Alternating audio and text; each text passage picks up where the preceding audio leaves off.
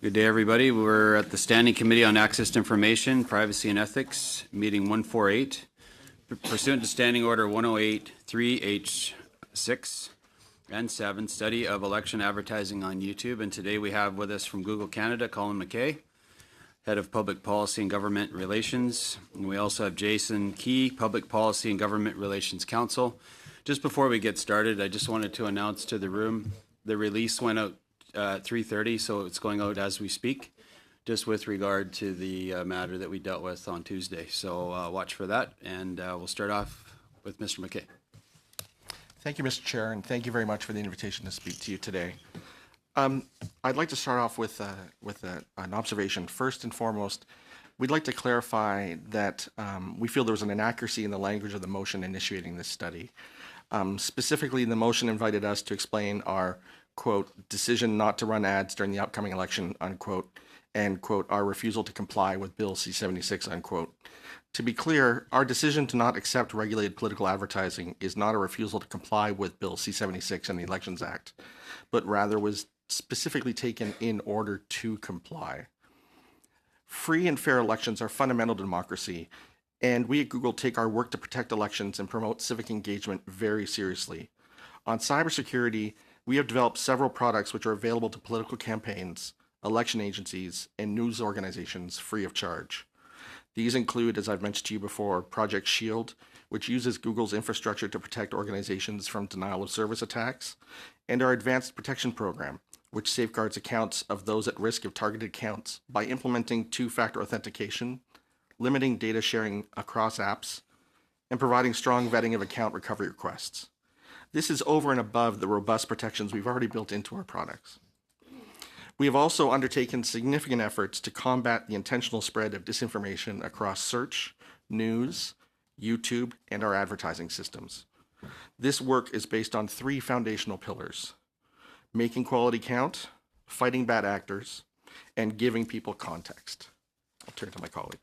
We are making quality count by identifying and ranking high-quality content in search, news, and YouTube in order to provide users the most authoritative information for their news-seeking queries. This includes providing more significant weight to authority as opposed to relevance or popularity for queries that are news-related, especially during times of crisis or breaking news. On YouTube, this also includes reducing recommendations for borderline content that is close to violating our content policies, content that can misinform users in harmful ways, or low-quality content that may result in a poor user experience. We are fighting bad actors by cutting off their flow of money and traffic. We are constantly updating our content and advertising policies to prohibit misleading behaviors, such as misrepresentation in our ads products or impersonation on YouTube, and prohibit ads on inflammatory, hateful, or violent content, or that which covers controversial issues or sensitive events. We enforce these policies vigorously, using the latest advances in machine learning to identify policy-violative content in ads, and have a team of over 10,000 people working on these issues. While diversity of information is inherently built into the design of search, news, and YouTube, each search query delivers multiple options from various sources, increasing exposure to diverse perspectives. We are also working to provide users further context around the information that they see. These include knowledge panels in search, which provide high-level facts about a person or issue, content labels in search and news to identify when it contains fact-checking or is an opinion piece. And on YouTube, dedicated news shelves to ensure users are exposed to news from authoritative sources during news events, and information panels identifying if a given channel is state or publicly funded, and providing authoritative information on well-established topics that are often subject to misinformation. In relation to elections, we are partnering with Elections Canada and Canadian news organizations to provide information on how to vote and essential information about candidates. We will also support the live streaming of candidate debates on YouTube and are creating a YouTube channel dedicated to election coverage from authoritative news sources. Our work to address misinformation is not limited to our products. A healthy news ecosystem is critical for democracy, and we dedicate significant resources to supporting quality journalism and related efforts. The Google News Initiative has developed a comprehensive suite of products, partnerships, and programs to support the news industry and committed $300 million to funding programs. We are also supporting news literacy in Canada, including a $500,000 grant to the Canadian Journalism Foundation and Civics to develop Newswise, a news literacy program reaching over 1 million Canadian students, and a further $1 million grant announced last week to the CJF to support news literacy for voting age Canadians. We're funding these programs because we believe it's critical that Canadians of all ages understand how to evaluate information online. In line with this, we fully support improving transparency in political advertising.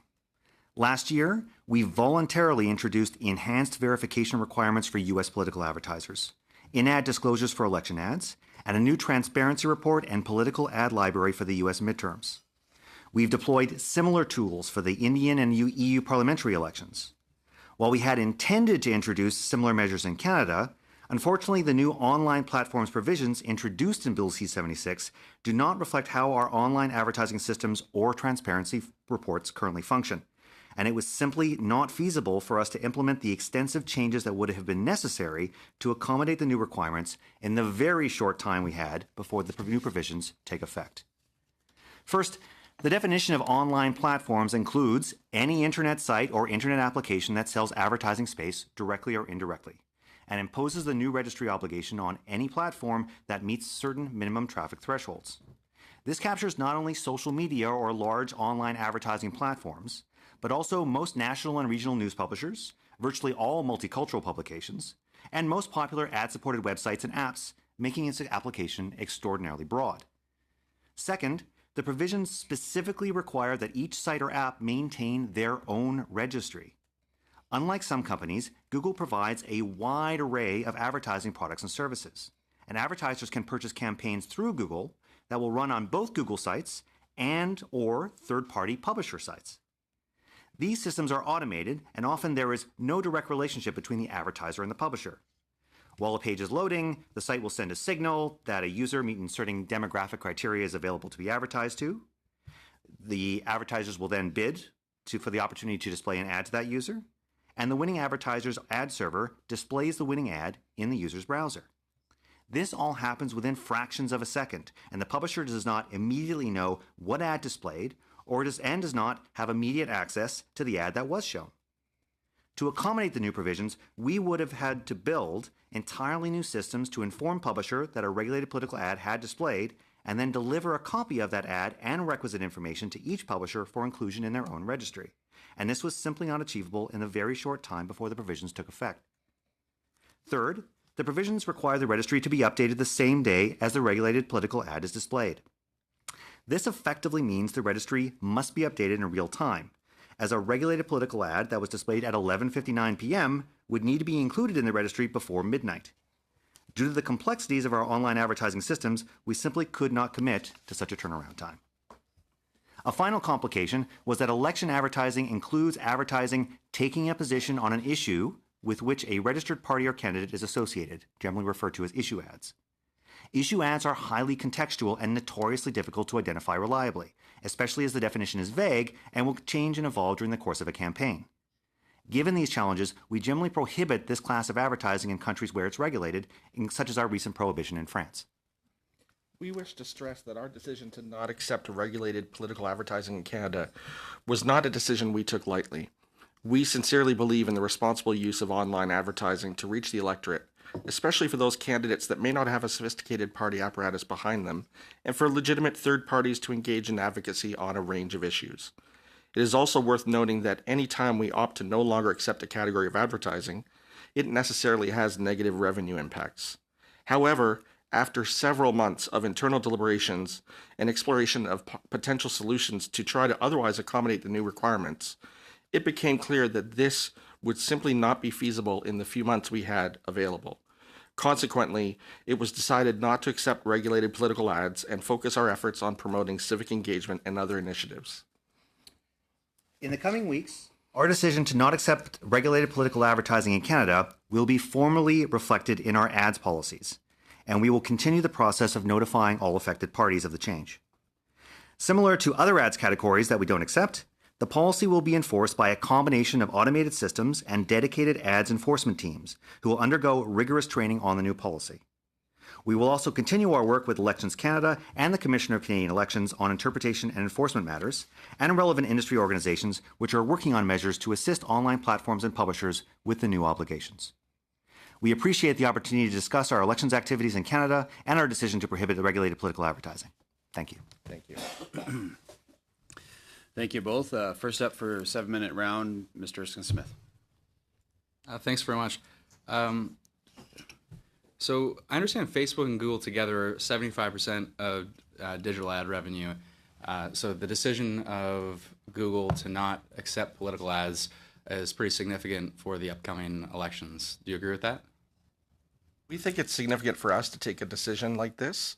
However, I would say that that number is generalized and it may not reflect the market for political advertising. But it's a significant decision for the Canadian election.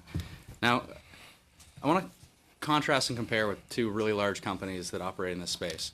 So you've read the recent report on the Facebook Cambridge Analytica breach from the OPC? Yep. Okay. So if we take that as an example, if the Office of the Privacy Commissioner investigated Google and made recommendations consistent with what took place with Facebook, would Google be complying with the recommendations that the OPC had made? I would say that if we have historically worked with the privacy commissioners to arrive at agreed statements of finding and then implemented them. Right. So I think there's a higher standard there that Google has set for itself. When the privacy commissioner says that the framework that the privacy framework at Facebook was empty and is empty, you don't consider Google's privacy framework to be empty, do you? We're two very different companies with two very different approaches to data protection and privacy. Yeah, I think, and so again, you hold yourself to a higher standard. And remind me, how much money did Google make last year? I don't know offhand. So I've got $8.94 billion in income just in Q4 of 2018. So we've got a company that is raking in billions of dollars that holds itself to a higher standard on a number of different issues in contrast to Facebook. And yet Facebook is able to implement the rules under C-76. Why can't Google? I think as Jason just touched upon now, and he touched upon the Senate when they were considering the amendments to C-76, our systems and the range of advertising tools we provide to advertisers is much broader than Facebook's. So I can't speak to Facebook's decision in this regard, but I can say that we spent an intensive amount of time this year trying to evaluate how we would implement changes that would meet the obligations of Bill C-76. And because of the breadth of the advertising tools we provide, and as Jason identified, the number of different ways that that touches upon our publishing partners as well as our advertisers, we reluctantly came to the decision that we would have to not accept political advertising this year. And when you say this year, you mean in future Canadian elections, you're actively working on this to ensure that you will accept political ads in the future. This is an important point because for us, we do feel committed to encouraging strong and informed political discourse. And it was a very difficult conversation for us. So is that a yes? Yes. So you will accept political ads in the next federal election after 2019? What I will say is that we're trying to evolve our products to a point where we reach compliance with the Canadian regulations. But at the moment, we can't do that, and it's a tremendously difficult What about task. Washington State? Are you going to run political ads at the local level in Washington State? We didn't during the last cycle. And are you committed to doing so in the next cycle? I can't speak specifically to the obligations in Washington State. I don't know if they've evolved. Here's my frustration. My frustration is you have a company that makes billions of dollars and looks at a small jurisdiction in Washington State and a small jurisdiction in Canada and says, your democracy doesn't matter enough to us, we're not going to participate. But if a big player decided to change the rules, I guarantee that you would follow those rules. But we are too small for you, you are too big, you are too important, and we are just not important enough for Google for you to take us seriously. I'd contest that observation because, as we mentioned, there's been other examples where we've had to make this decision. We don't do it willingly, and we look for every route we can to have that tool available to What's the largest voters. jurisdiction you have made a decision like this? Well, as Jason just mentioned, the advertising has to be blocked in France. So that's the reality. And the reality for us here is not a commitment to democracy in Canada. The reality here is the technical challenge that we were confronted with the amendments to the Election Act, and the internal evaluation that resulted in the decision that we can't implement the technical challenges in time for the election cycle. Which I'll give you. I accept. I mean, timing is a constraint, what I struggle with is when you don't give me a direct answer when I say, are you committed to doing so for the next federal election? When I ask you, are you committed to doing so for the next state election in local level in Washington? That is an obvious frustration. And if you can give me a clear answer, say, yes, we're committed to doing so, and we'll fulfill that. The reason I paused in replying to you is that in a parliamentary system, we have fixed election dates, but conceivably there could be an election date within the next 6 months, 9 months. Okay, so but if you're looking at a 4-year cycle, so you think that's a reason? what I'm saying to you is that in all our elections tools, we work to improve them and to meet the expectations of our users and especially regulations. And our intent is always to increase both the quality and the breadth of those tools. So as we look at the obligations under the Elections Act, our intent is to try and reach those sorts of standards. But we're faced with the time frame right now where we couldn't do that for this election cycle. And I understand. I expect by 2023 you'll be able to do that. That's a yes? Yeah. Okay. And it's a shame that you were unable to do so, but Facebook was able to figure it out. I guess the last question that I want to ask about, just because you raised it about recommended videos on YouTube, and that you've just recently made a decision, I think, in January of this year, after many years of not considering this to be a problem, but in January of this year, you decided that borderline content would not be recommended. Is that right? That's correct. I would dispute the characterization that this isn't something that we consider to be an issue. We've been examining this for a while and doing various experimentation with the recommendation system in order to improve the quality of the content the users would receive. So you disagree with the? I mean, the borderline content policy was introduced earlier this year. That's correct. Yeah. Well, I was referring and taking my my direction from a number of past Google employees who are quoted in Bloomberg. Suggesting that YouTube actively dissuaded staff from being proactive on this front specifically, but I take it you don't think that's true.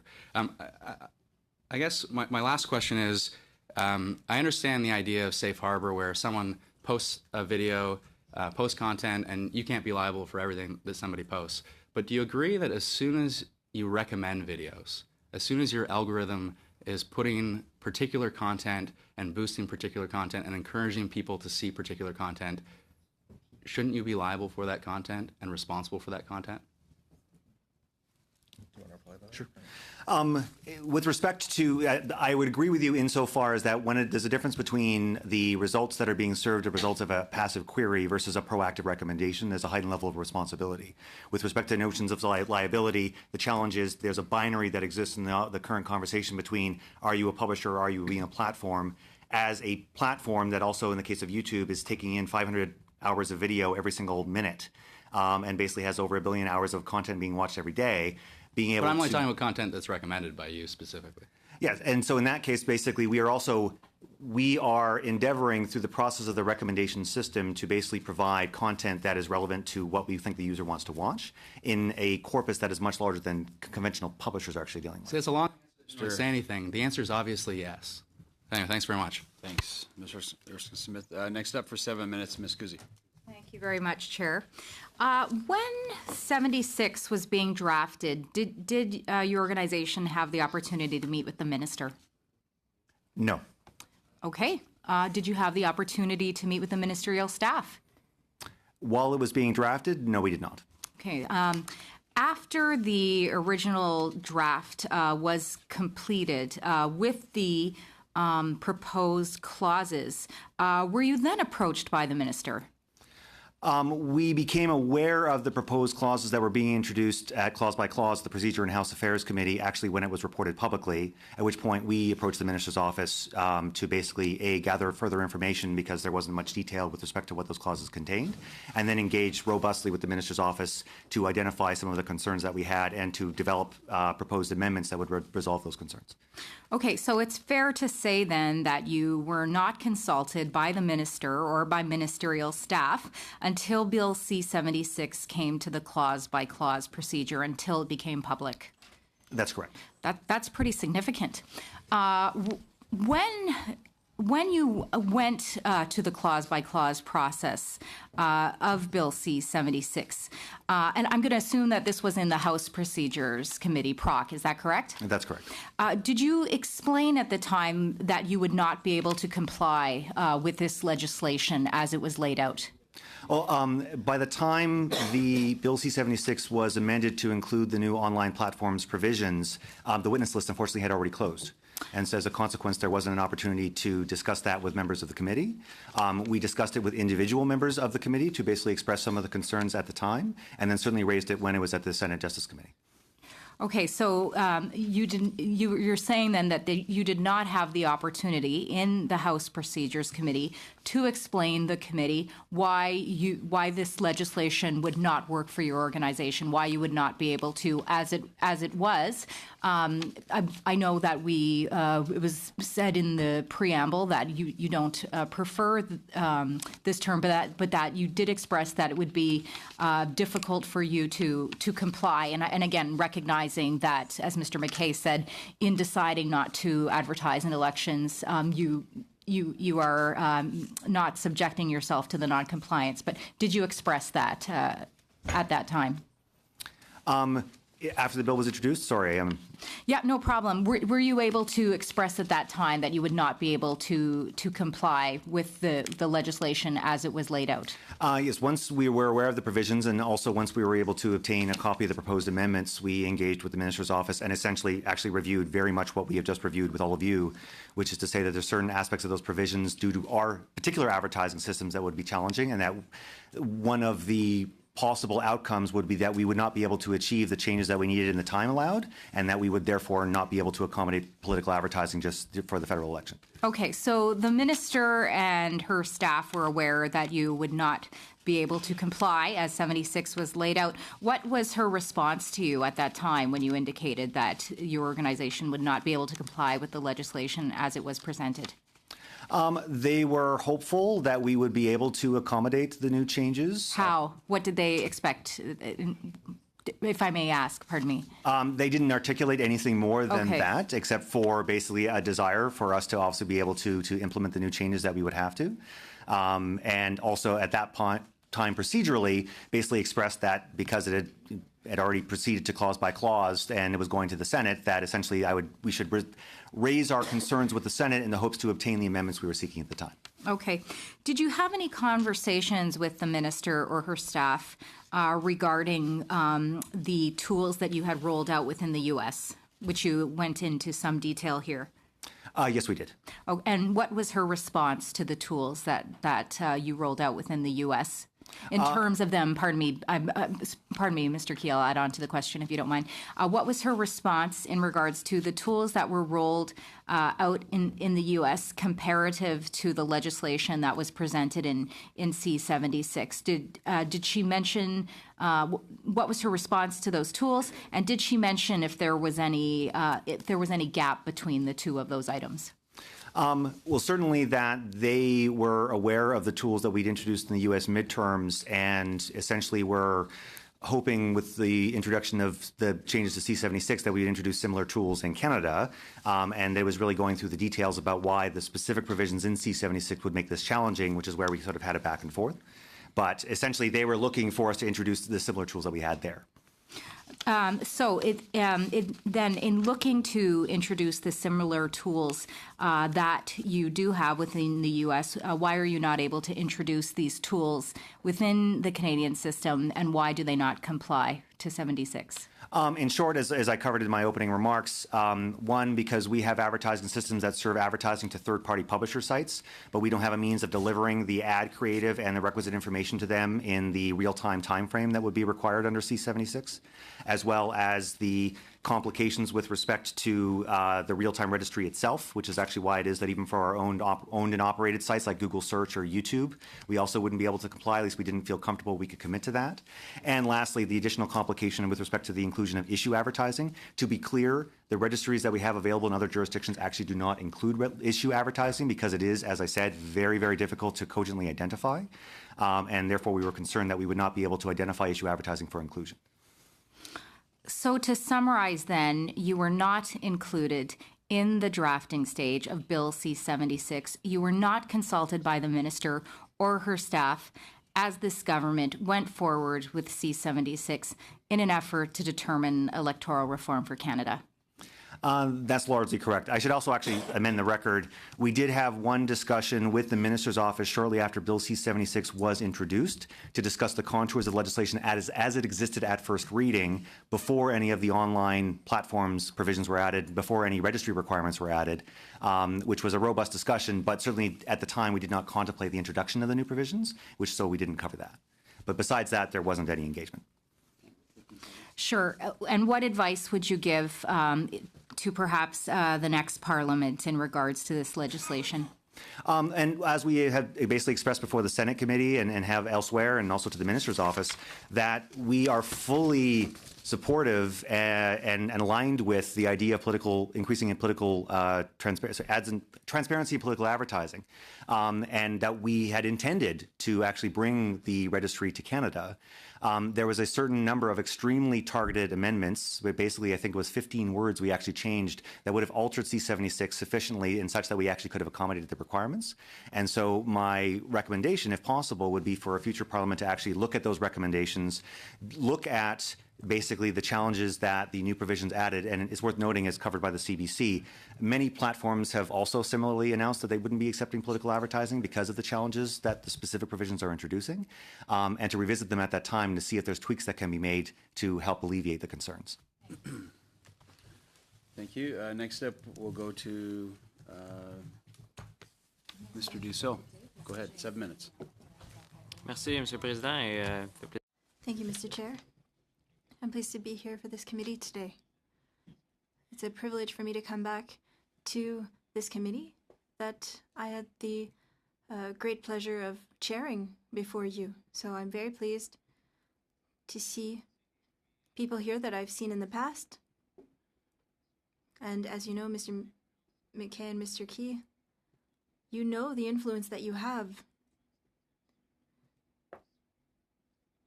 You know the influence that you could have on the elections and the information that is shared during the elections that have an impact on voters and their decisions. So I think that's why it's so important to have this discussion. Regarding what you said recently on electoral ads, my first question comes with a preamble that others have made. Other big companies in the market stated that they would be able to comply with this new law. You invested in other countries in order to create such registries, for example, in the United States or in Europe. But you also invested millions of dollars in markets such as China in order to adapt your search platform to their laws. So I don't understand why Google can't adapt to Canadian laws and be ready for the next federal elections.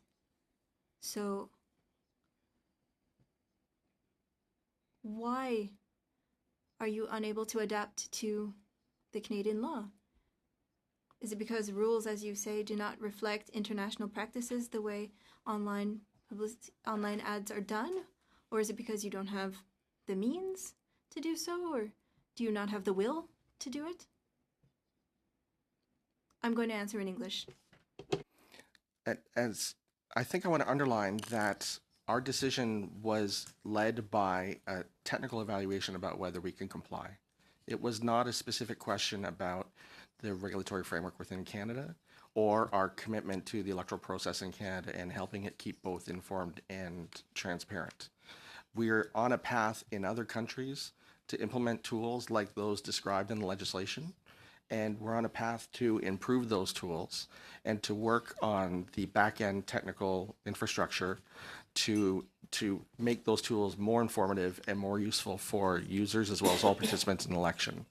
So to us, we arrived at a very difficult conversation because we were faced with a constrained time frame with amendments to legislation that are very important within the Canadian context, and to us as Canadians, both as electors and participants in the electoral process. And we had to make a decision about whether or not we could actually comply with the legislation in the time frame allowed, and we couldn't. So our compliance was left to not accepting political advertising. It is in no way a reflection of our either corporate or personal attitude towards Canada's authority and jurisdiction in regulating the space. And it certainly wasn't meant to be a signal about our opinion about the amendments to the Elections Act. It was very difficult for us, and it was a decision that was driven by the technical challenges and the time frame that we were faced with. Puis peut-être question complémentaire là-dessus. Another question on that regarding the registry that you created for the American elections, for the midterm elections, and for those that you intend to create for the European Parliament. These registries or these rules, are these a Google initiative? Or is it laws that are forcing you to do so? Could you give us a little bit more information on the reason why you're going forward in these two countries? Are you forced to do so, or is it of your own will? Actually, of our own volition. Essentially, it was entirely a voluntary initiative in light of concerns that were raised as a consequence of the U.S. federal election. There was obviously a lot of robust discussions with respect to how to ensure there was enhanced transparency in the course of political advertising. As a consequence, Google, Facebook, a number of the other companies all worked very hard, to be honest, to basically start building out transparency against registries and reports, and that would provide our users much more context in terms of the political advertising they were seeing. Again, not just an access to copies of the actual ads themselves, but also contextual information with respect to why it is they may have been targeted, what was the audience that this audit was looking for, how much money that particular advertiser had spent, those kind of details. And as once this had been built for the U.S. midterms, there's been, as Colin alluded to, a process of learning as we have global teams that build this out and are basically moving from election to election and actually learning from each individual election and improving the processes. So essentially we had a template in place that we had capable to deploy for India, that we were capable to deploy for the EU, that we expect to be deploying in other places. And also individual processes over and above just the registry itself, but what is the process by which we use to verify the political advertiser? In the case of the United States, we would not only verify the identity of the advertiser by asking them to provide ID, but also we would then verify that they were authorized to run political advertising with the Federal Elections Commission in the U.S. We have had to adapt that process as we moved and implemented the registry in other countries, because not every elections regulator is capable of providing the kind of validation that we had in the United States. So we're adapting that and learning from those processes as well. But yes, essentially, this has been entirely something that we have done ourselves versus being compelled by law. D'où peut-être le fait que dans ces cas-ci, vous êtes heureux de... Which is probably why you're pleased to do so, because we're talking about your own standards.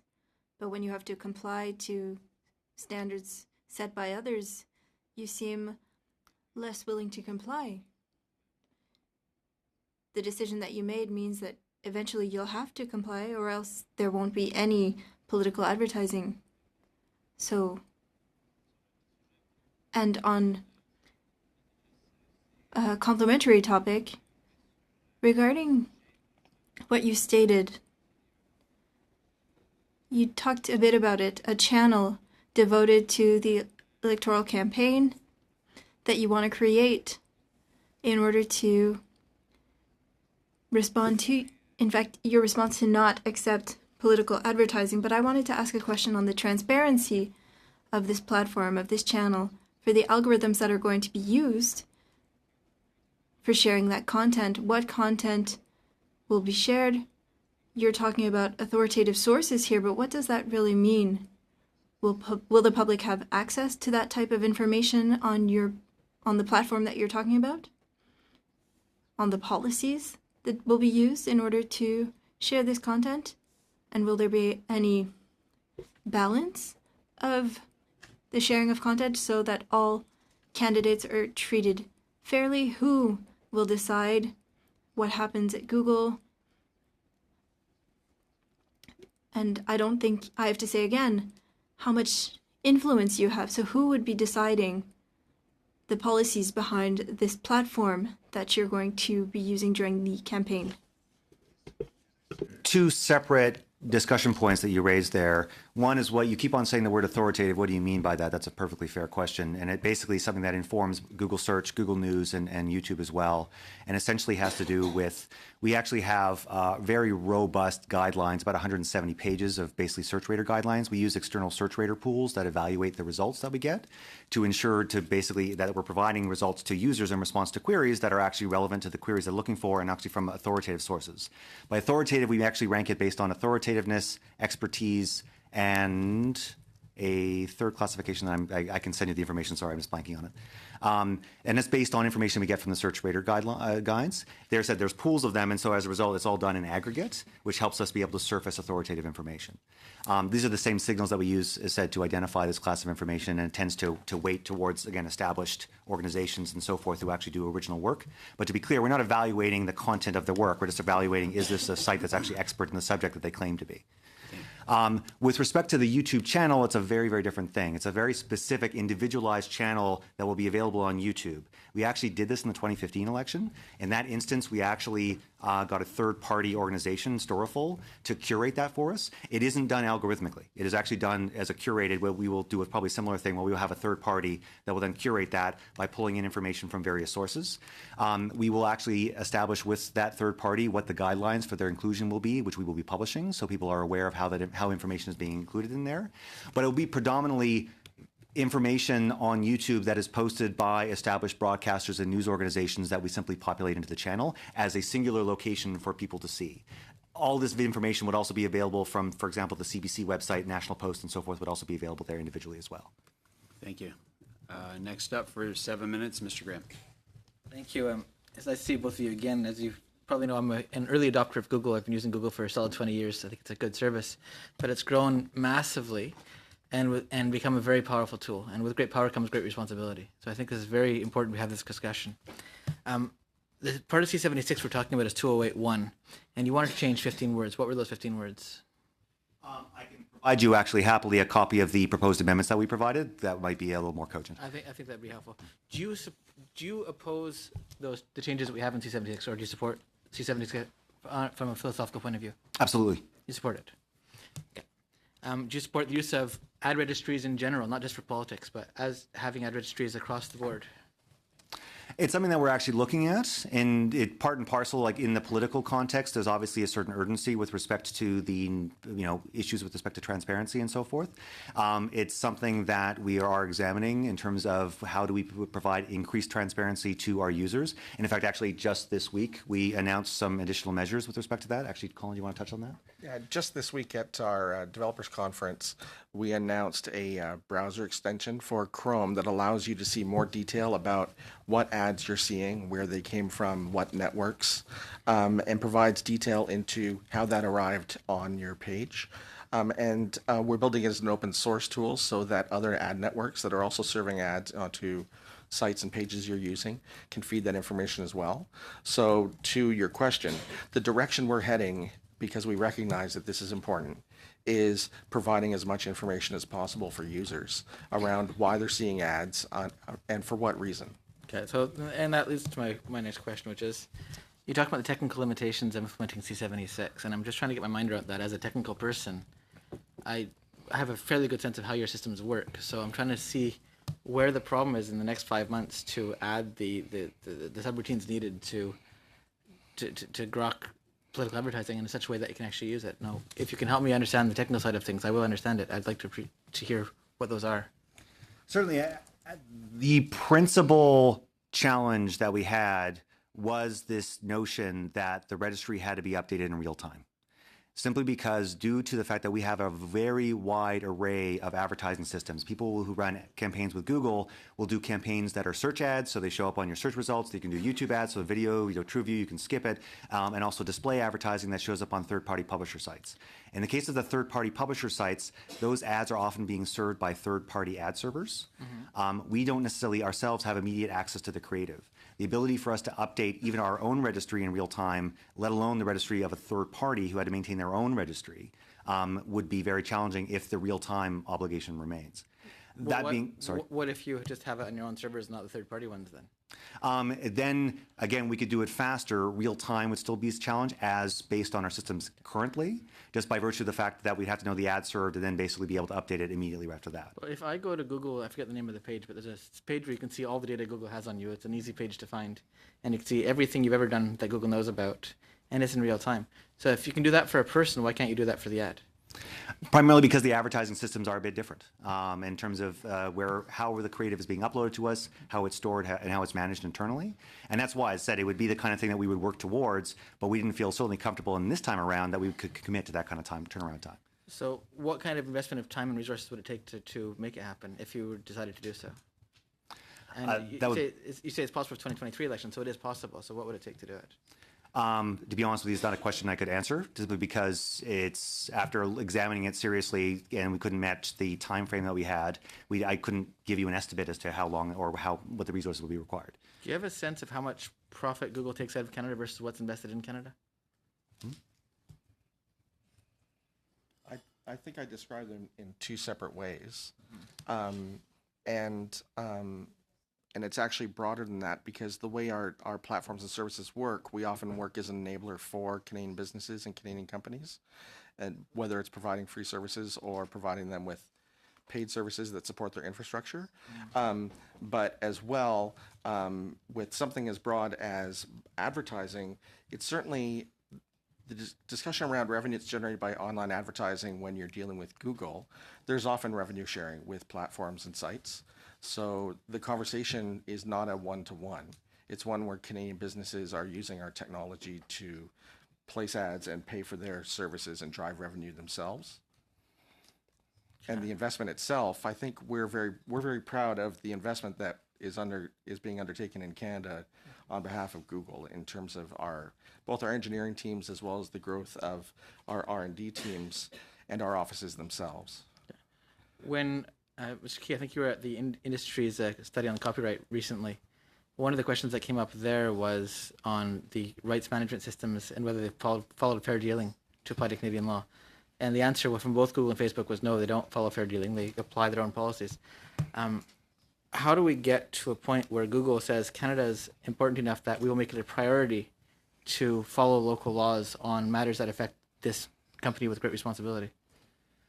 That actually is in no way a reflection on the relative view of the importance of Canada or local law in terms of the application of our content identification system. For the benefit of the other committee members who don't necessarily have familiar with it, Content ID is our copyright management system on YouTube. The way it works is that a rights holder will provide us a reference file, a copy of the file they basically want managed online, and then we apply a policy on every single copy that we detect that's been uploaded to YouTube. Because the system is automated, it doesn't handle context or exceptions very well. Fair dealing in Canadian copyright is actually an exception to the law, where it basically says it is an exception to general infringement because of a certain reason, basic line of reasons for, and it requires a contextual analysis. It's actually why the way we respond to those exceptions is by having a robust appeal system. So in the event that Content ID flags content inappropriately because you feel that actually you have a very strong argument that fair dealing applies, you then appeal that decision and basically assert that fair dealing applies, and then an assessment is made. So in the case of the copyright system, you are going ahead with a system that doesn't follow Canadian law but has an appeal system. In the case of C76, you're just saying we're not going to do it because it doesn't make practical sense. So in the copyright experience, you're just not worrying about Canadian law, quite frankly, because if somebody does have a fair dealing exemption, it shouldn't be incumbent on them to prove that they have the right to do something which they absolutely have the right to do. So I'm trying to get my head around why they're just going ahead with the copyright, not following it, and not with C76, which to me seems like a difficult but entirely doable system to resolve. As Nate said earlier, if it was the United States, I'm sure it would be fixed already. Essentially, the main difference, at the risk of getting slightly technical, is that fair dealing in Canada is is an exception to infringement, right? It is actually a defense that one actually raises in response to a claim that you have actually engaged in an act of infringement. And so the way that is actually managed is very different. In this instance, there were positive obligations that Bill C-76 was introducing about not only that you had to introduce an ads registry, but particularly the way that it had to be done, that we simply couldn't accommodate in the time frame allowed. That's the main difference between the two. Thank you. Thank you, Mr. Graham. Next up for 5 minutes, Mr. Gord. Merci, Monsieur le Président. Merci aux témoins. Thank you, Mr. Chair. Thank you to our witnesses for being here. If we take into account the short time frame that we have before the election, so we talk about technical problems and the time it would take to comply to the Elections Act, but the reality for Canada is that for Canadian laws that restrict political financing or spending limits, they determine a market share that perhaps you did evaluate. I don't know if you evaluated it, and could that represent a really high amount? And given all of the things that you have going on for your platform, perhaps you thought that it might not be worth it to comply this year because it would cost more than it would bring you money-wise. Did your managers look into this? Did you think, well, it would have cost $5 million and it would have brought in only $1 million, so it wasn't worth it for the elections for 2019? That was actually not a calculus that entered into the determinations at all. It was fundamentally down to an issue. What are the requirements? What would be required for us to actually engage the requirements? Is that technically feasible for us to introduce, given the way our systems currently work, given the timeframes that we had around, and frankly, also what was our risk tolerance with respect to a concern about what would happen if we ended up getting it wrong? And that was entirely it. It never came down to a calculation of a cost benefit with respect to this. If anything, it's worthwhile noting, we have now opted out of engaging in the only thing that's elections related that actually would earn us revenue, and instead are investing in things that do not earn us revenue, such as our engagement with Elections Canada on promoting election information through search and knowledge panels and so forth, like the engagement with YouTube and various other measures that we're doing, not the least of which was a $1 million grant to CJF on news literacy in advance of the Canadian election. And so essentially, we have now doubled down on the non-revenue earning components of it, in fact, to compensate by the fact that we simply could not accommodate the requirements of C-76.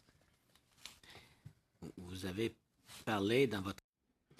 In your answer, you talked about tolerance to risk. So was it too risky because the bill is a little too vague? So it wasn't, you weren't certain of how you would create this new platform with the Elections Act? It had to do with some of the wording, which was vague. Again, the concerns that I flagged with respect to issue ads, but as well as, again, it was what was the time frame that would be required to update the registry based on this idea, as stated in the act, that it had to be done within the same day, and does that mean literally real time or not, and what was the flexibility there? And we have had robust engagements with both the Commissioner of Canadian Elections and Elections Canada on matters of interpretation. You may have seen that Elections Canada issued guidance about a week and a half ago with respect to that actually largely confirmed sort of the concerns that we had, and it was more of a reflection of that. Certaines publicités peuvent être... Some ads can be direct or indirect from third parties and may not be considered political ads, but they could attack certain parties. You talked about internal controls on your platforms, but do these people have any Canadian expertise? If an ad is attacking or is promoting a Canadian issue, who assesses that? Is there an expert? Is there any expertise for people who are going to be doing the oversight? Is it Canadian expertise, or is it American expertise, or is it another type of expertise? It's actually a combination of all of the above. So what's happening is that in order to implement the prohibition, We will be updating our ads policies. As I said, there's entire classes of ads where basically we either will not accept that ad, cannabis advertising, for example, we don't accept it. There's other class of ad where it goes through registration requirements, and that's all governed by our advertising policies. The decision will be reflected in those ads policies. We will have ads enforcement teams located in various places across the world who will be educated on these ads enforcement policies.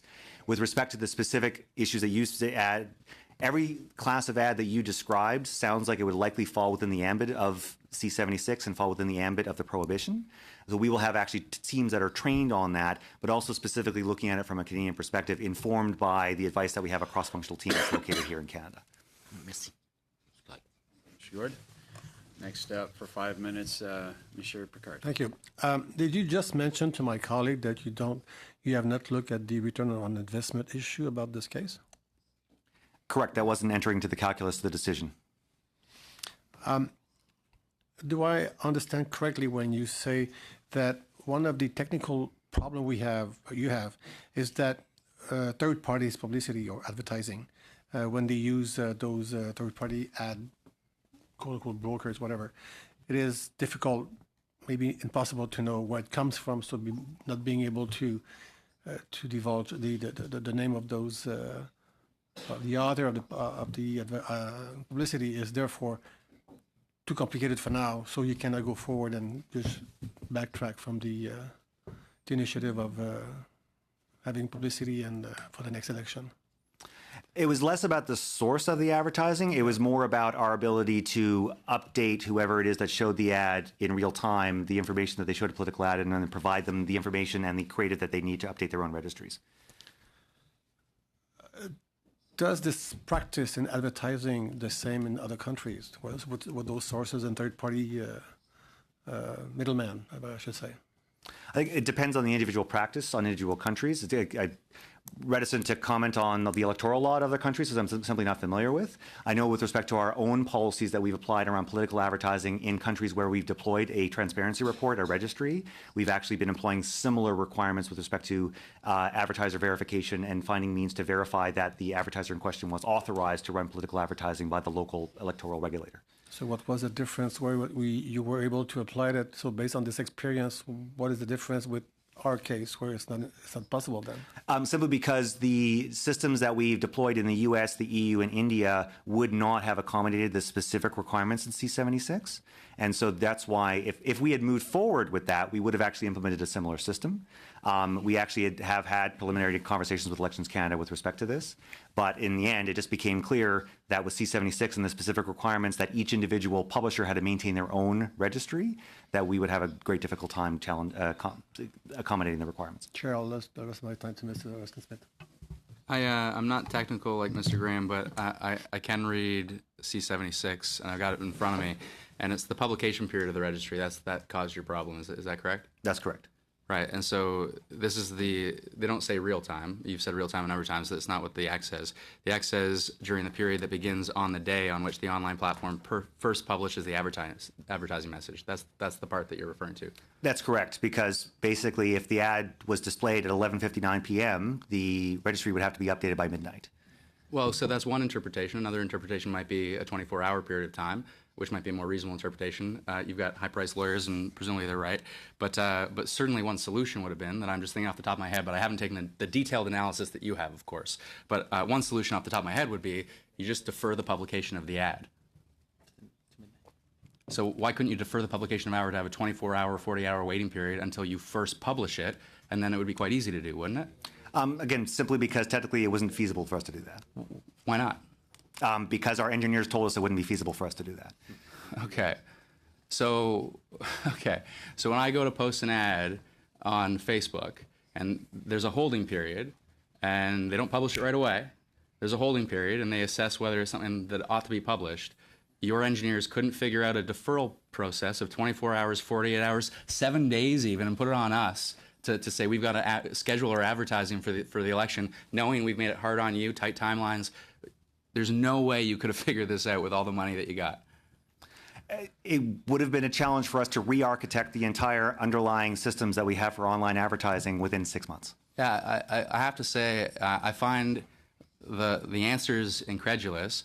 as incredulous as you suggesting that $1 million is such a wonderful thing when you made $8 billion in Q4 last year. I just think it's not taking this as seriously as you ought to have is a detriment to our democracy, and you should have done better. Thanks. Next up for another 5 minutes, Mr. Picard. Or sorry, Mr. Gord. Je vais revenir du côté I would like to come back to the more practical side of things. Elections Canada will be working on digital platforms for this election. And if there are any issues regarding a fake ad or fake news, do you have any kind of MOU in order to work directly with Elections Canada as quickly as possible in order to solve the issue? Well, as an MOU, we've had extremely robust engagement with both Elections Canada and the Commissioner of Canadian Elections. The Commissioner's Office is actually doing the enforcement of the Act. Elections Canada is it actually administers the elections. And especially on Elections Canada, we're working with them to source data on candidates and information that we can actually surface in Google search, for example, when someone is searching for candidate information. And certainly with the Commissioner of Canadian Elections, we're working with them on enforcement-related actions. So, with respect to, they're principally concerned with advertising because we're not taking advertising, it's less of a concern. But there are also additional measures that were introduced in the Act around impersonation, for example, and working with them on those issues. So we will work with them very closely.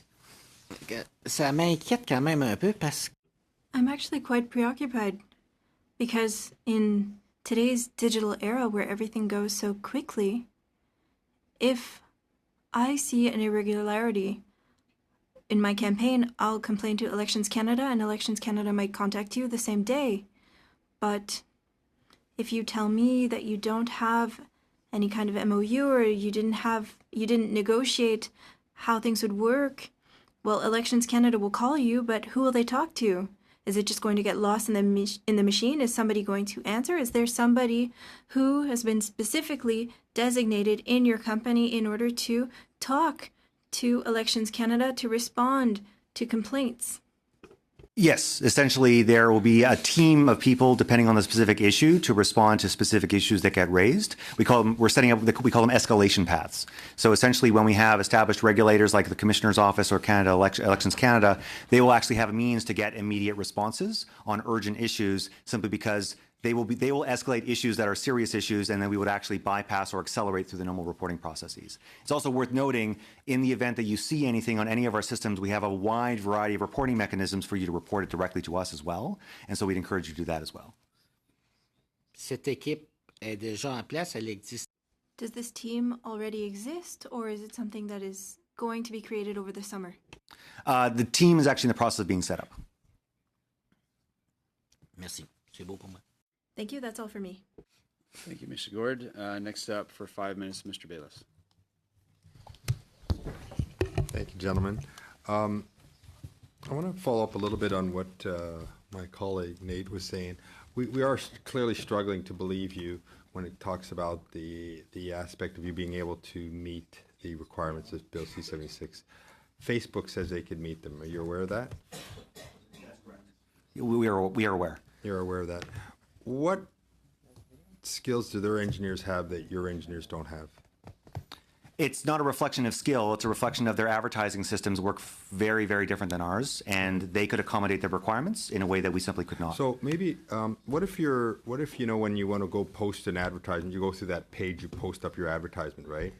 And you just add a little box that said this is a political ad, and then you have your programmers program exactly like Mr. Nate Erskine-Smith said, we'll delay that going up for 24 hours. Why didn't they do that? Seems like a pretty simple fix. Simply because the way our advertising systems work, the fix was not nearly as simple as it might seem on the surface. Again, these are extremely complex systems that every single time you implement one change, it actually has a cascade effect. Yeah. And after robust discussion over many months about the ability to implement these kinds of systems, basically it simply became clear we couldn't do it in time. It became clear. So you had a long discussion. So clearly when you had that discussion, you came out with a timeline that was reasonable, right? We were working towards the June 30th timeline, which is when the requirements... And I got that. You said you couldn't meet that. So when you had this robust discussion, you clearly said, look, we looked at it all. We can't get it done in this time. So you had like a schedule that had to be done. So what was the scheduled date? June 30th was the only scheduled date we Yeah. were looking at because that's when the legal obligations came into effect. So, let's say I've got to do a project and I got to get done by June 30th. And I say, how do I get it done? I see the steps that need to be done and I come up with a date. And I say, can I meet that date or not? I don't just say as an engineer, we can't do June 30th. They had to do some form of calculations and some form of projections. That's what I'm asking you. They clearly did that to say they can't meet this. So when they did this projections, what date did they come up with? There wasn't a date because June 30th was the only date. It was the date where legal obligations came into force, and if the system was not built and in place by then, we would not be in compliance with the law. So how Therefore, did they if it was how do they determine they can't meet that date? simply by virtue of having looked at the work that would be required and Okay, so they determining looked at the work that would be required, and then they said, it's a lot of work. I got that. And they had to say how long that work's going to take if we start today. How long did they say that work would take? they didn't give us that projection. So I want to understand something. We said we need it done by June 30th, and then they went and did some kind of projections that said they can't do it by June 30th. But the projection didn't say when they can do it. They just says it can't be done, but they have to then say, like, I need 6 months, 7 months, 10 months, 10 years, and then say, I start today, I can't make it.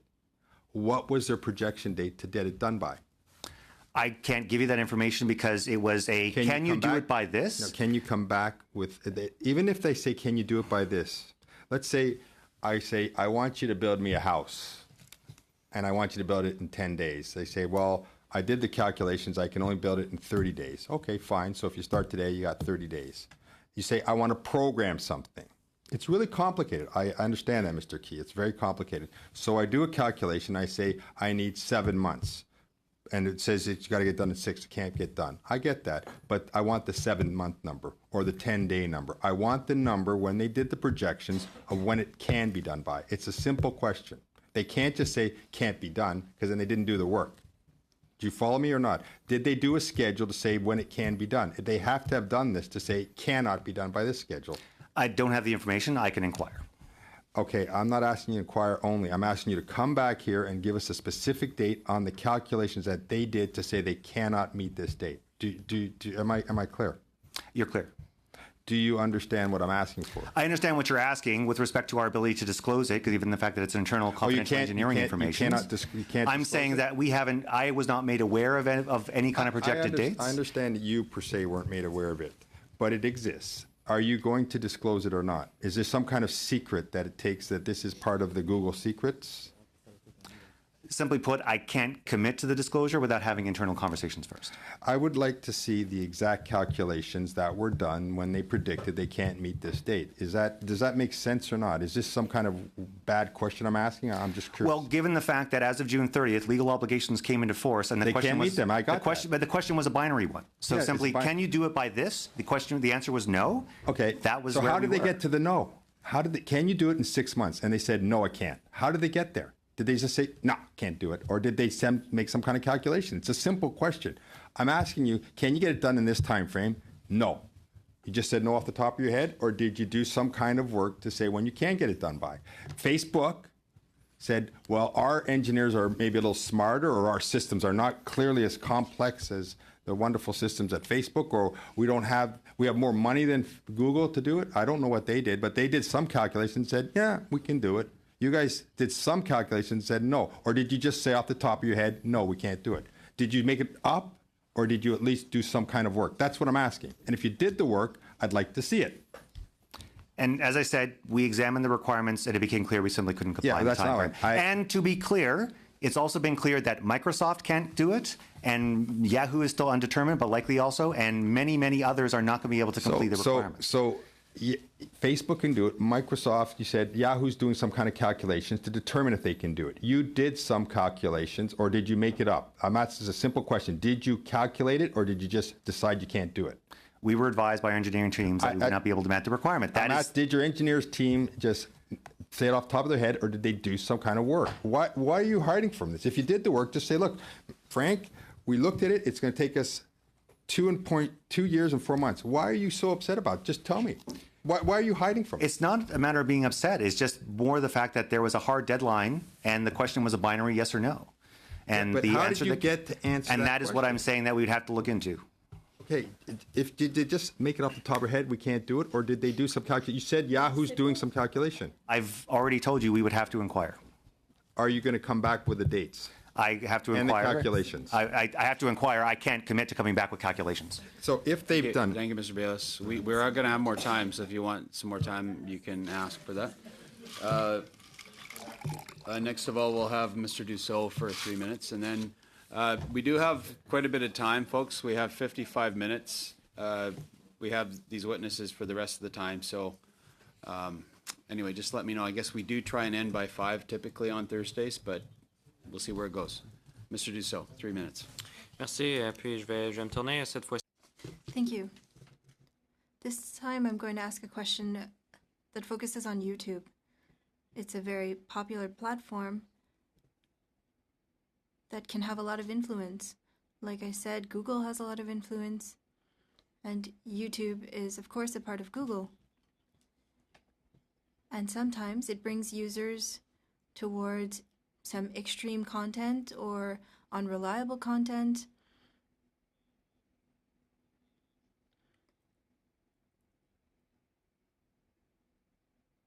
Sometimes it'll bring you towards conspiracy theories, and it'll express it as being truth to users. And so I was wondering if you have any details to give us on that algorithm that is used for users. So once they've started looking at content, whether it be political content, that's what we're talking about here today, political content, and then the algorithm will suggest other videos to them on the right side of the page, so the right hand side of the page that they're consulting, or below the video that they're watching, if they're watching on a cell phone rather. So is there any transparency for that algorithm that suggests content to users when they're looking at particular types of content?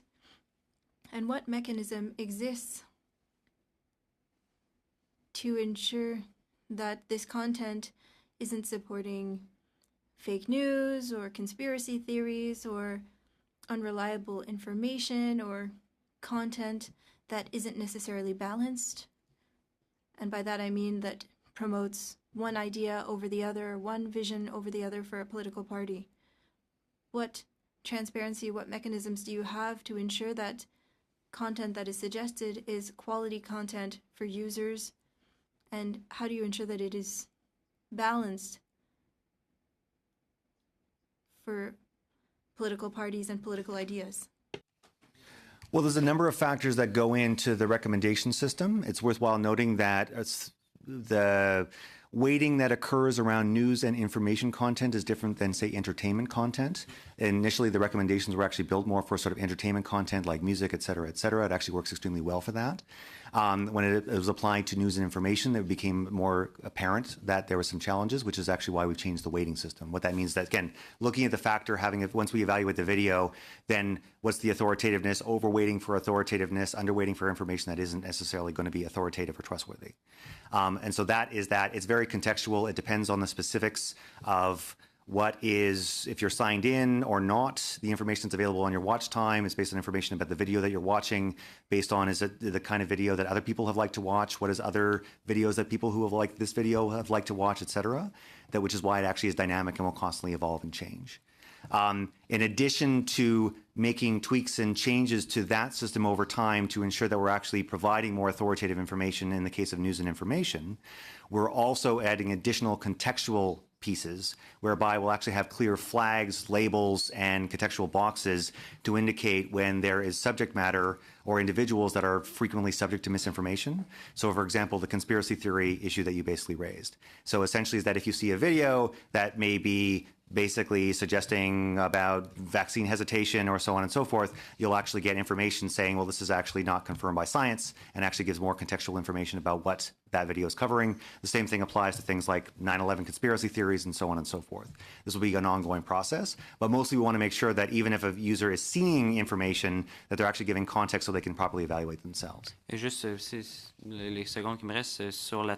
And with my remaining seconds regarding the transparency of that algorithm, I think Mr. McKay was talking about transparency saying why a certain ad was being shown. There's a tool with Chrome that would allow users to see why a certain ad was proposed to them. Is that a possibility for suggested content, recommended content for users of YouTube? Can you state that the reason for why we're suggesting this video is for this reason, as you could do with Chrome? Certainly finding means by which we can actually increase transparency and users can understand the context in which they're being served information is something that we're constantly working on. We actually produced I think it was about a 25-page report on how Google fights this information. That includes an entire dedicated section on YouTube that explains much of what I described to you, as well as, again, the general factors that go in. And it's something that we'll strive to work towards, like we're doing on ads on the YouTube platform as well. And I think to just add supplemental to what Mr. Key just said, on your Google account writ more largely, you can go into My Account and it will identify what we've identified as your interests across all of our products and services.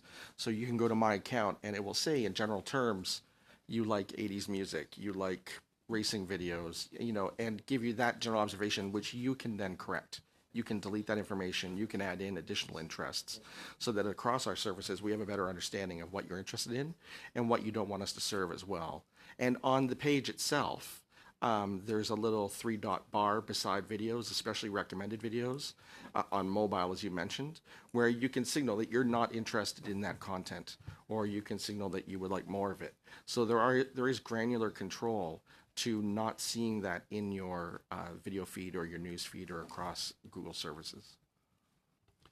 Thank you. We'll go into the next round, which is our final. I think we have 4 more questions to be asked for 4 more time periods. So we have on the list Mr. Graham, Mr. Erskine-Smith, Mr. Nader, Mr. Bayless, each for 5 minutes.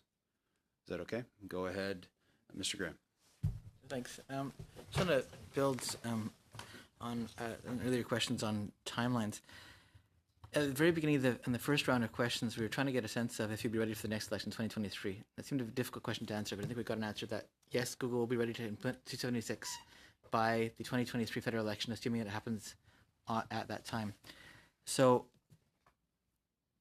if we know that it's going to be ready for 2023, and we know it's not going to be ready for June 30th, 2019, do you know, are you actively working on it now, and do you know if it's going to be ready at some point between those 2 dates? Simply put, it'd be clear to say we are going to strive to have it ready by 2023. I couldn't commit to you specifically about when it may or may not be ready. The other thing that is worthwhile noting, as a global company, we work on global elections. And so the teams that are working on this are deploying the transparency report from place to place to place. It will continue to evolve and grow in terms of that, as well as our own advertising systems will continue to evolve and grow. That's why providing a hard date that it will take 2 years or however is very difficult. Between now and then, there'll be a number of changes that have already been introduced into the system that would actually impact that. Understood. When GDPR came in fairly recently, how long of a lead time did you have on that, and how long did it take to bring it in place, put it in place? I believe the conversations around GDPR took upwards of 4 years to deliberate on the legislation itself and then its implementation. And it's still going through implementation. And the focus that we had on GDPR from the outset was both participating in the discussion about the content and the tone and the objectives of the legislation, working closely with the European Commission and their staff, and then also ensuring that we had the systems in place to be able to comply with it. And that's still an ongoing process. So if you're drawing an analogy, there's an extreme distinction between the way that the amendments to Bill C-76 were considered and then implemented and the way that legislation normally is considered and implemented. I appreciate your point. Mr. Key, you mentioned, I talked about this in the last round of questions about the 15-word changes. Now, between rounds, I've been looking through my notes because I do sit on PROC and I was involved with the C-76 process from beginning to end. And we had numerous witnesses, numerous submissions, but I cannot find any from Google. So those 15 words, how that would be because the changes were introduced during clause by clause after the witness list had closed, so we didn't make representations to the committee because the provisions in question were not being considered at the time. I said I'm more than happy to circulate them now. They were provided to the Senate committee when it was at that stage. Okay, thank you. It's good to know. That's all I have for the moment. I appreciate you being here. I know it's been an interesting meeting, so thank you very much for this. Thank you. Okay, thank you, Mr. Graham. We'll go to Mr. Smith or to Mr. Bayless. Go ahead, Mr. Bayless. So you're not going to accept that. You're not going to accept political advertisements. That was the decision that was made, right? Correct. Okay. So how are you going to stop me from ad? I'm going to, you say we don't want to accept your ad, but I'm like nefarious. I'm not a good actor, so I'm going to try and put an ad up anyways. How are you going to stop me?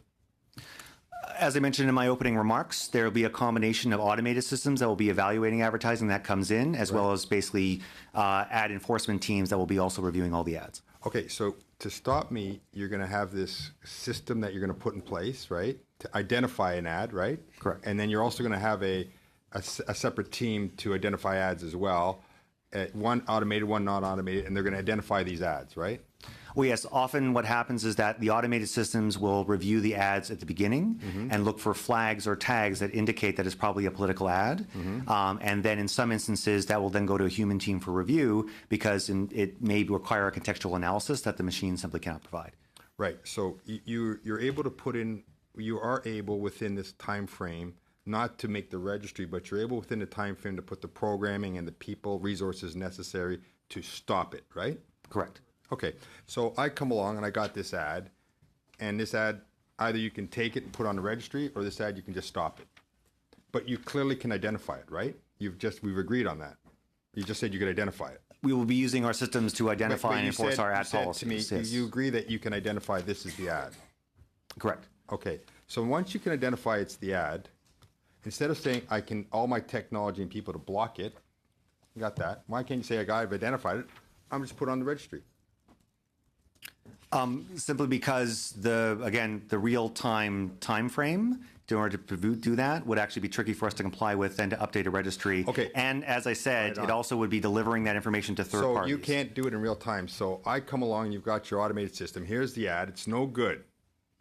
But you don't know that because you can't do it in real time, right? So it's up on your page or your Google platform for like however time it takes you. You can't do it in 24 hours. So how long can you do it? 2 days? Give me a number. Well, so it would get tagged and then reviewed. No, but how long would it take for you to identify? You couldn't make the 24 hours, right? I got that. How long could you have done? Like a week, a day, 2 days? Again, I couldn't provide you a Okay, specific time. let's say 48 hours. Can we say, just for argument's sake? So here I come along. Here's my ad. Boom. I got a system to identify it. Takes 48 hours though, right? Takes 48 hours. So it's up on your system for 48 hours before you go, oh my gosh, this ad, it took us 48 hours to identify it. Now we got to take it down. Is that what's going to happen?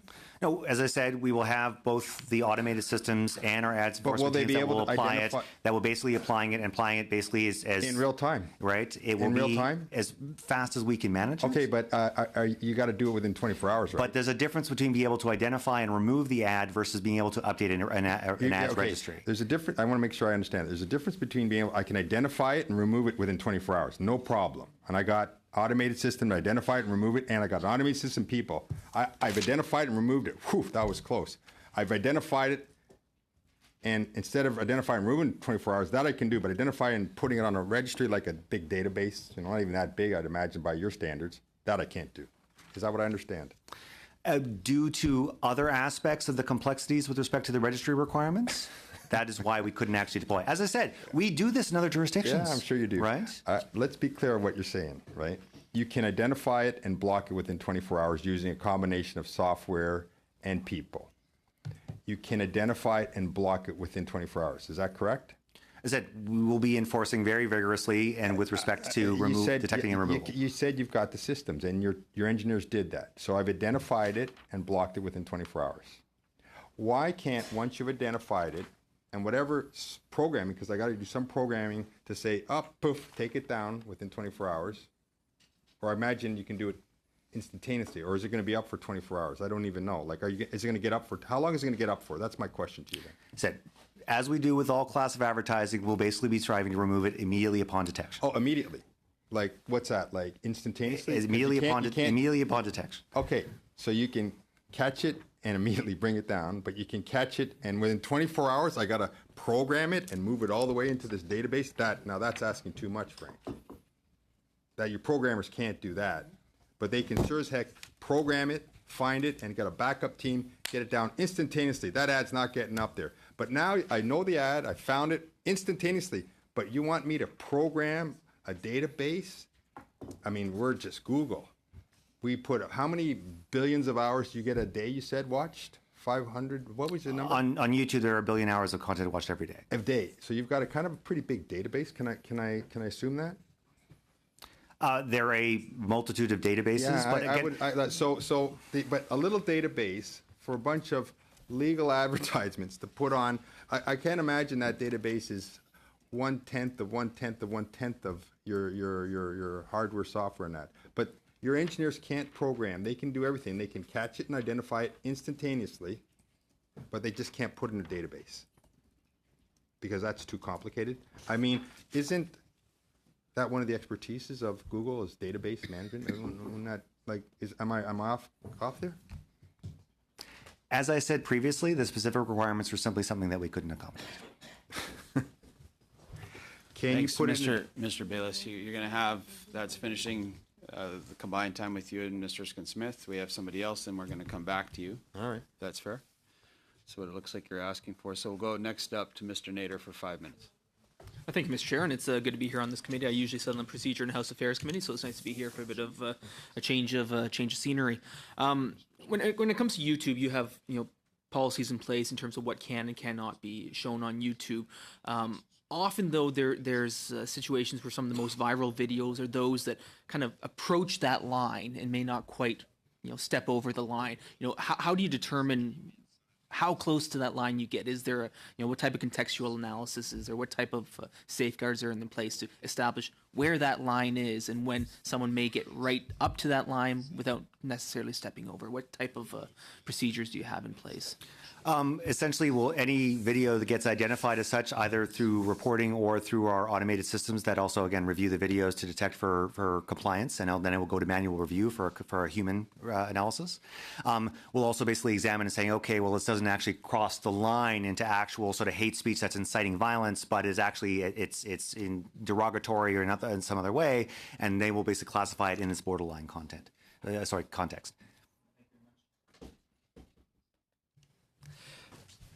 And I want to go back to kind of C76 for a minute.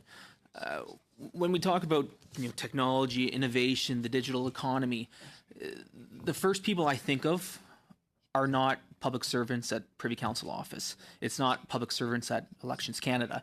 When I think of the digital economy, when I think of things like I think of companies like Google, like Facebook, like Twitter, those who are innovating. So in your testimony, you mentioned that you weren't consulted by the drafters of the legislation. I find that troubling because government is probably one of the worst offenders keeping up with technology, especially when drafting legislation when they're not consulting with those within the industry. Now, you'd mentioned that the decision not to advertise was largely a technical decision based on the requirements of obtaining that by June 30th, by July 1. And I can accept that.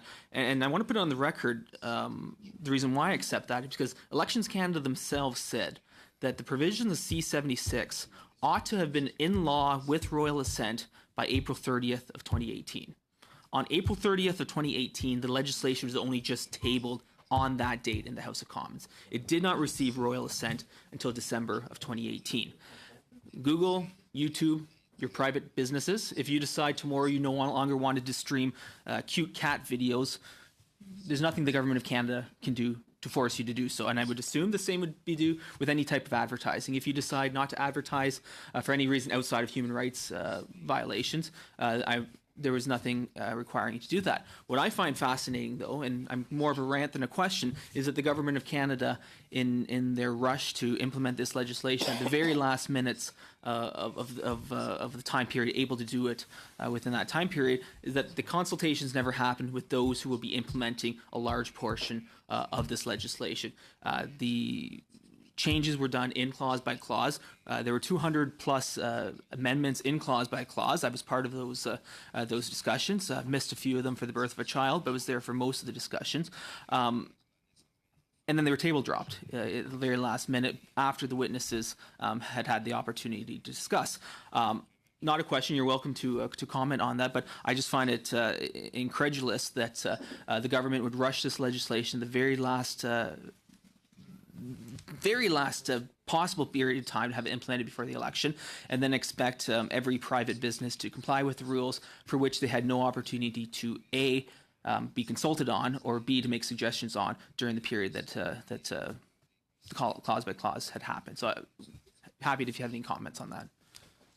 If I can reply with an observation, because we're having a conversation here where the discussion is effectively one company has discussed how they may possibly implement this based on a promise to do it by June 30th, and how we've provided information on why we cannot introduce tools that reflect the obligations in the Elections Act as amended. The reality, as you described, is that many companies have many different products and services across this industry, whether it's with advertising or delivering news. And there are many different ways that they're interpreting the obligations and their capacity to meet the obligations. And so far, we've only had one company that's come out and said that they, in fact, will be implementing a tool as described in the legislation. And I'm not saying that as a defense. I'm saying that as a reflection of the complexity of the issues. And as you observed, that it needs an intense amount of study and discussion to be able to roll out tools that are effective and do have longevity and provide information in a predictable and reliable way to users. And in no way do we want to be in a position where we're not doing that. Our business is to provide information and answers to questions to our users. We are, however, in an uncomfortable situation where we are complying with the legislation by not taking political advertising. The reality, as you said, is with further consultation and a discussion of the amendments that Mr. Key tabled, as well as broader consideration of the industry, both from our point of view as well as Canadian businesses and Canadian sites, there may have been a different conversation around what the appropriate tool was for Canadians that would deliver information to them during this electoral cycle. Next up, we're going to go with a combination. We're going to go with Mr. Erskine-Smith first and then Mr. Bayless to finish. And we're about 4 minutes left, so go ahead, Mr. Erskine-Smith. Thanks very much. So first, I just want to ask about the review team. Obviously, a lot depends upon the honesty of users in a way. You had a certain experience in Washington State that was reported where political ads were placed in some instances. And so what's the size of the team in Canada that will be reviewing this? How many staff? It'll be a globally distributed team that will basically be ramped up as required to respond and enforce the ads policy. And is there a number of staff that you've targeted? Again, I don't know the specific number of staff, enough to comply with the policy. Okay. The reason I ask about numbers is because with respect to trust and safety, I understood previously, again, this is from an article from Bloomberg that suggested that there were a modest number of staff, only 22, I think, that were to review content for trust and safety. That number is higher now. What is the exact number of people that are now reviewing content for trust and safety? Over 10,000. So you've gone from 22 to over 10,000. That's great. And maybe you could enlighten me. In 2016, one of your employees proposed that content right up to that line ought not to be recommended. And YouTube did not take that advice seriously and rejected that advice. And you've said now, January of this year, they've accepted the advice. What changed? Again, I wouldn't characterize it that way. I think it's part of an ongoing development and evolution of the policies and basically how we approach borderline, challenging, controversial, basically unauthoritative, low-quality content on the platform. There is currently definitely an evolution in our approach with respect to this, and basically a deployment of additional technologies, especially through algorithms, et cetera, to try and make sure that we're actually serving up authoritative and quality content to our users. So it's not because perhaps no one was paying attention previously and you were making lots of money and now people are paying attention and there's negative press and you've decided to change your practices as a result? I wouldn't agree with the interpretation. Okay. So, I was right. I'm going to take a different tack now. Google, my colleague here said you made $8 billion last quarter. I think I looked it up. It's actually $8.5 billion. So congratulations in U.S. and that's really good in Canadian, even more so. And you make it by selling advertisement, right? You know, like I like, say, a certain music video, or I like to read a certain journalist. So you show me that information, and then you throw an ad up there, and you make a lot of money on it. You make a tremendous amount of money. So that's worked very good for you. And in fact, what's happened is that journalists, the musician, the photographer, the writer, the actor, the movie producer, all that, they make nothing. But that's okay. Even though that copyright is taken from them and they make nothing, and you make all the money, that's okay. And why is it okay? Because, as you well said, Mr. Key, you're a platform, not a publisher. And as long as you remain a platform, you have something called safe harbor, which protects you. So what happens is all of our artists, anybody that has anything copyright, a photojournalist, it used to happen, they get an amazing picture, and they'd sell that picture and make a lot of money. Now, you take that picture for free, but you didn't do anything. You show me the picture, you throw up an advertisement, and you make all the money. That's where all this content's coming from. And you don't pay for it. And you don't want to. And now, the danger you have, why you don't want to do this, is the minute you start controlling these ads, you move from being a platform to proof positive, you're a publisher. And once you're a publisher, you're subject to copyright and all that. Is that not the real reason, and this technical mumbo jumbo that you just fed me, about that you can catch it instantaneously, stop it, but you just can't get it on a database? Is that not really that you're trying to protect this business model that allows you to make $8.5 billion in a quarter, while all these copyrighted people who have been screaming to high hell that they can't make a nickel, and you're taking all that money, and you just don't want to be a publisher? Because once you're a publisher, you're no longer covered by safe harbor. Isn't that the real reason? Not remotely. That's what I thought. Simply by virtue of the fact, several things there. Number one, if that was the case, it's puzzling why we would take a decision that actually is costing us money insofar as that we're no longer earning revenue from a class of ads. But more importantly, vis-a-vis our publisher partners, vis-a-vis YouTube creators, we actually operate under a partnership model where we actually share revenue, where in the case of websites, for example, who actually use Google's infrastructure, which is actually what generated the challenge of our challenges to comply with C76, because they show Google ads against their content, they earn more than 70% of the revenue for every single ad that shows because they're the ones providing the content. You're paying a few dollars to protect your business model. You're not paying it, and don't ever try and pass that off as being good citizens. We paid over $13 billion out to websites last year alone.